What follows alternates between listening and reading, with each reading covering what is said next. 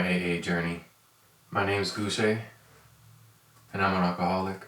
Today I want to talk about triggers. One of the things that we find as we go through our journey of recovery is we start to discover certain things that at one point we thought were just kind of normal parts of life, but eventually become, the triggers that are the reason why we resort to, drinking and drugging.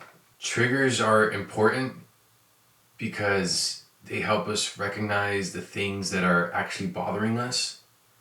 They're important because in the grand scheme of things, these are the little struggles that we go through on a day-to-day basis throughout our lives. Sometimes day-to-day, sometimes we have good days, sometimes we have bad, but they're things that push us closer to saying, you know what, fuck it, I'm just gonna have a drink. Or you know what, fuck it, I'm just gonna smoke, or I'm just gonna pop this pill, or I'm just gonna drink this and drink that, or ingest this, whatever the case is, right? I'm about 80 days sober, and one of the things, I understand is that I don't understand it all yet. As far as this program goes, as far as sobriety goes, I don't think I know my ass from a hole in the ground. It sucks because, it's like when you play a game, you want to get to the end as soon as possible, right? But at the same time, part of enjoying the experience and what makes a game great is everything that happens from the beginning to the end. So I understand I don't know everything yet. And I understand that this is going to be a lifelong journey, and I'm going to be understanding things as I go. As far as talking about triggers, this isn't going to be the only time I talk about them. There'll probably be other times where I discover more things. For some of us, it's heartbreak. We go through a very traumatic experience. We just want to isolate ourselves, be on our own, and drink. For others, it's some form of failure. I didn't get this raise. I didn't get this, what's the word for it? I didn't get that promotion. I didn't get that job. It's good to recognize your triggers. It's bad to treat them with alcohol. Whatever it is that did not allow you to obtain that outcome you wanted, drinking isn't gonna change that. It's gonna provide you with a temporary numbness. And that numbness is only gonna last so long, and once it's over, besides dealing with the hangover, you're still gonna have to deal with the fact that you didn't get the outcome you wanted. And that outcome that we don't want, that thing that happens that we didn't want to happen, that's what we really have to deal with. We really have to deal with the notion of, okay, I set this up to work out this way. It didn't work out the way I wanted.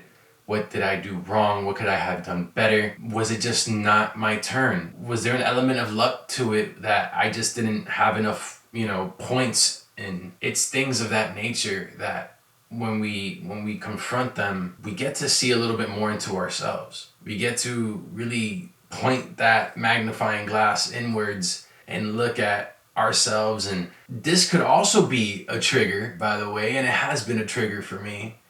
When I try to look inwardly and ask a lot of questions, especially in the shadow of an event whose outcome I did not like. But in doing that deep dive inwardly, in getting to understand ourselves a little bit better, when these triggers start coming along, we get some kind of relief from it, right? Because it's like, wow, here's this thing that I couldn't handle before. Here's this thing that before, when it would happen, I had to go drink. Before, when it would happen, I'd have to, isolate myself for a week or for a few days or whatever the case is. It's this thing where before it used to be such a horrible thing, and well, now it's not so bad anymore. I want to talk about some of my triggers. So I've had a lot of dreams in my life. I've had a lot of goals. A lot of them have come and went. As I've gotten older, you just learn certain things, right? Now there's some of them that I'm holding on to with dear life, and they're part of the reason why I wake up every day and do the things I do. But one example of something that triggers me is, like I said before, failure. Failure is very difficult to deal with. I don't care who wants to say that it's easy. It's never easy. You know, failing at something, it sucks. And there's a bit of your marble statue that is like your personality, that it just kind of, you know, or not your personality but your person, that it kind of just chips away at every time you have a failure along the path that you're headed. It sucks, but it's okay that it sucks, right? It's okay to deal with it. It's okay to feel bad. And we need to give ourselves time to recover from these things. We need to give ourselves time to appreciate the fact that you're still alive, that you still have another day to try again if you want. And let's just say it's a thing that was a once in a lifetime opportunity, then walk away with the lesson, right? I went to Cali off of an internship from my university, and while I was out there, I really thought that I was gonna be cooking up in studios. I thought that I was gonna be shaking hands with this person and that person and saying what's up and getting into the mix and this and that, and meeting a whole bunch of people and progressing my music career. I didn't. I ended up meeting someone who, according to them, had record deals before when I got to meet the people they knew, they checked out how much of my music actually ever made it out. I even got to record like one track with a dude named Skip Saylor, who's supposed to be like a real big deal and shit. And I remember that night recording at that studio because I had to wait till about like 4 a.m.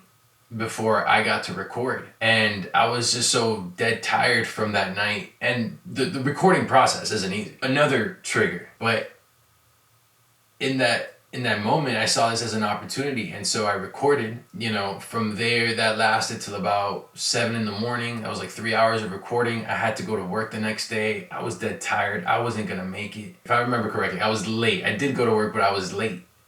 And on top of being late, I'm guessing because of the lack of sleep and this, that, and the third, I ended up becoming sick.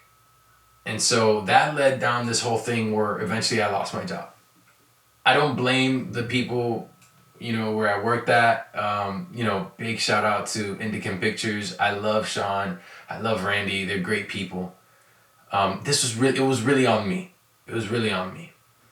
And there's other times I had showed up late as well. So I'm not blaming. I'm not putting the blame on anyone else. I'm taking full responsibility for that. After I lost that job, I remember I flew back home for winter break. And they didn't really have a winter break. They just kept working. You know, it's different for them. But I wanted to come home for a week. I remember, I think it was like right after I went back to Cali that I got the news broken to me, and that broke my heart. And that sucked because that was the main thing that was keeping me out there. I ended up making some huge mistakes, right, that I learned from later down the road, but I was able to keep myself out there for fucking about 5 more months. I made it to exactly a year in Cali before I had to officially call it quits and come back home. I'm not necessarily talking about the failures I went through out there. I'm talking about when I came back home. Because now that I was out of California, I felt that that's it. Everything's gone. There was my dream of being, a famous entertainer, songwriter, singer, whatever the fuck. And they're down the drain because I got cheated out. The reality was that I just didn't do what I had to do. I didn't prioritize properly. I didn't have a plan in mind. But I'm able to recognize that now versus in that moment and when I came back home. So what did I do? I spent the following about 3 or 4 months just drinking. It was, wake up, sit at my computer, play games, drink, repeat. And I felt miserable for myself. I felt miserable. I felt as if everything I ever wanted to do wasn't gonna be possible because I don't have the opportunities available to myself. Like, other people can do it because they have the opportunity. I don't, so I can't. I'll put it to you like this. There's 2 reasons why something you want to happen doesn't. First of all, you went about doing it the wrong way. And second of all, whatever your higher power is, whatever celestial being you believe in, that greater force that exists within this universe has other plans for you. And it's okay if you don't want to believe in God. It's okay if you want to believe in Yahweh or in Jah or in Allah or in any of the other, 50 million gods that exist. It's okay if you don't want to believe in any greater being other than yourself. I'm going to let you hold on to that. But go ahead and see how far that gets you. Because I'm telling you right now that for me personally, I've been able to understand, and that was also another trigger for me, was feeling as if there was no higher power. And there was a certain point in my life where I was an atheist. And for me, it was, I'm all on my own. I have to do this all on my own. No one can help me. You see how isolated that is? How easily that puts you on your own? How easily that makes it difficult to ask for help? What you're essentially trying to do by doing it all on your own, figuring it all out on your own, doing all these things on your own. What you're essentially trying to do is avoid as many variables as possible. In other words, other people messing with your plans so that you can try to control what's going on so that you can have a for sure outcome. It's not the way it works. It's not the way that works. It's not bad to have a plan, but it is bad to expect that plan to go exactly as planned. That's one of those things that for me was also a trigger. It was, I did this, and that, and therefore this should be the outcome. And when it didn't go like that, that would piss me off. That would piss me off a whole fucking lot. Because it's like, how is it that I know how hard I'm working? I know how hard I'm pushing myself. And I see people not doing half of that shit. Not putting in half of the effort. Not planning anything out. They're just going for it and they're getting it. So should I just go for it and get it? Should I just go for it and then it'll be mine? No, because then I do that and that doesn't work either. So what the fuck is it, right? The world's against me. There is no God and everybody's out against me. Fuck.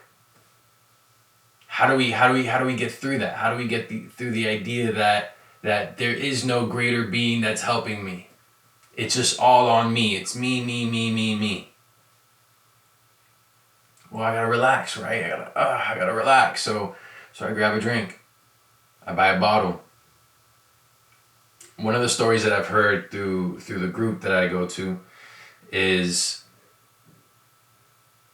this idea of buying the biggest bottle with the smallest price tag. And that's something that I think most alcoholics go through. The worst example I could think of was when I used to buy Stolichnaya. It's just it's supposed to be this Russian branded, I don't even think it's Russian, it could be, but it's this Russian branded alcohol. And this stuff is just straight up lighter fluid. I might as well have been drinking what's this other one, 149? Because it was disgusting. It was bad. And I'd put down a handle of that shit. And the best part about it is that I would go make music about it. And think that it was cool. Yeah, I'm drinking. That's awesome. It's not. I'm numbing myself. All these songs that you hear about, getting blasted, getting twisted, getting lit, all that other bullshit. It's all the same shit. It's music about people numbing themselves, and I think it helps people who want to numb themselves. I don't think it serves a purpose of making you feel good at all. I don't think, it might in the moment, but I don't know. Do you go through your day-to-day and listen to that same music, or do you have a different playlist that you tune in to, Triggers are important to recognize. Another trigger I used to have, and by the way, these are all still things that bother me. Okay, these are all still things that bother me. It's just, they don't bother me as much anymore. Because I recognize them for what they are. And what I've done enough times, and by the way, I still have to practice this. Nothing I say here that I've done in practice is at all to give you guys the idea that I've mastered this thing, or that I've mastered this one skill or that skill. It's nothing like that. A lot of these things that used to trigger me, I've been able to get to the point where I see them now.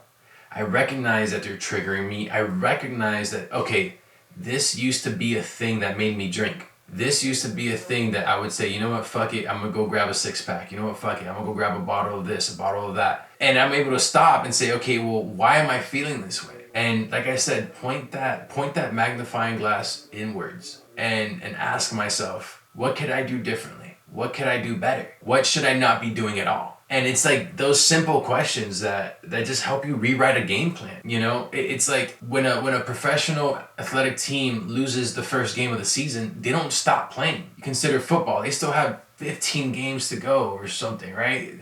Basketball, they still have like 80 something games to go. You know, that's us. That's us, right? It's just because that first attempt you made didn't go well doesn't mean that you can't try again. If you want to try again, try again. And if you want to quit after the first time of failing, well then guess what? Maybe it's not for you. Maybe you're not meant to do that thing that you're looking to do. I'll put it simple like this. Video games. A lot of people can play, you know, one round of a game, lose and say, no, I'm good. I don't want to play no more. I said I'm done. But then there's those people who lose and like, no, let's go again. No, let's go again. If it's something you really want, you have that second attitude. You have the attitude of, it's okay for me to lose. Now, to take it a step above, what I think is even more important is being okay with losing, being okay with failure. But then right after that, being able to say to yourself, okay, what did I not, you know, what can I change? What can't I change? You know, and that kind of, you know, reminds me of the Serenity Prayer, honestly, now that I'm saying it. It's a great prayer.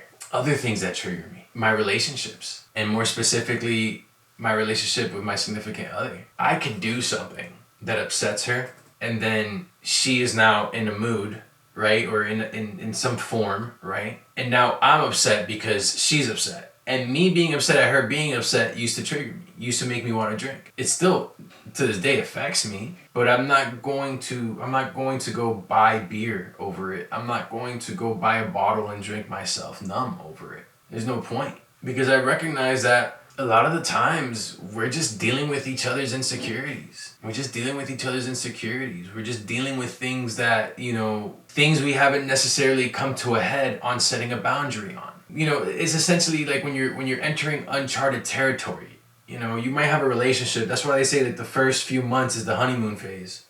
Because you're just loving what you love about each other so much. But when you've been with someone long enough, now you get to see the other side. You get to see the things that you're not necessarily a fan of. And that's how you know whether or not a relationship can last or not. It's because you don't just have happy, good times all the time, right? You work through stuff enough to be able to look at it and say, okay, you know what? We're having this issue right now. Let's sit down and talk about this. What's bothering you? Okay, well, this is what bothers me. Okay, so how can we put these two things together and what can we each do to overcome this? And also, sometimes it's not both people's fault. Sometimes one person is just doing something that the other person doesn't like. And in that situation, guess what? Sometimes it's gonna be you. It's been me. There's been times where it's just been me. And I've had to apologize for saying things and I had to chew on my fucking words. And it sucks, dude. It fucking sucks. Admitting you're wrong sucks, right? That's one part. But then like having to take back the shit you said, having to say, oh yeah, I shouldn't have said that. I didn't mean that. Like how do you convince someone that you didn't mean what you said? One of the ones that she's thrown at me is like, yeah, but you were drinking, so you were being more honest. That is the biggest crock of shit I've ever heard. No, I wasn't being honest. I was trying to hurt you. I was trying to say something to put you down because I felt down, so I wanted to drag you with me. You did nothing wrong. You aren't that thing. You aren't those words. I'm just fucked up. I'm just messed up. And so I say things when I drink that might be offensive. It might hurt you because I feel hurt. I'm lashing out. It's childish, yes. But that's all it is. And by the way, some of these things, right, like, you know, it's not like you have to apologize, because it's not to say that like everything we say while we're drunk is a lie, but a lot of it is inflated. We all have insecurities. You could tell your significant other that. You could tell them, hey, you know, you're a little insecure about this and that. They're probably not going to take it the right way, okay? But you could be honest, right? You could be transparent. You could say what you think, and you shouldn't have to worry about that other person leaving you all of a sudden because you're expressing yourself. But there's one thing to bring it up, and there's another thing to throw it in their face. And I found that for me, when I'm drinking, it's like, I don't bring it up. I throw it in her face. And it's just like, yeah, but you're this. So, you know, that cancels out, right? Like, what? A lot of the stuff that used to happen between us, and there was a certain point, dude, where we were getting into it like at least once a week. It was non-stop. It was like, yo, when is this gonna end? And it was never ending. And I used to just drink. I used to drink so I could forget about her.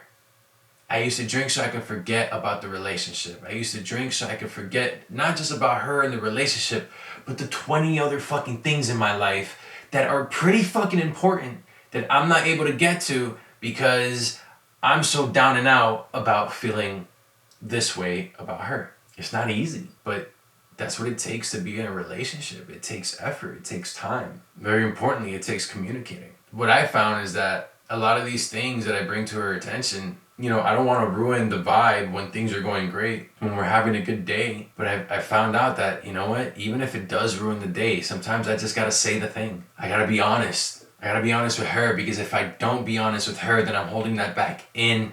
It affects me. It weighs on me. I feel like I'm trapped. I feel like I'm stuck. And whenever that happens, you know what I want to do? I want to go drink. I want to smoke. I've learned to identify these triggers, and I've learned to change the things I can. And so that way I'm not moving towards that direction. I'm not moving in that trajectory towards picking up a bottle and picking up a drink again.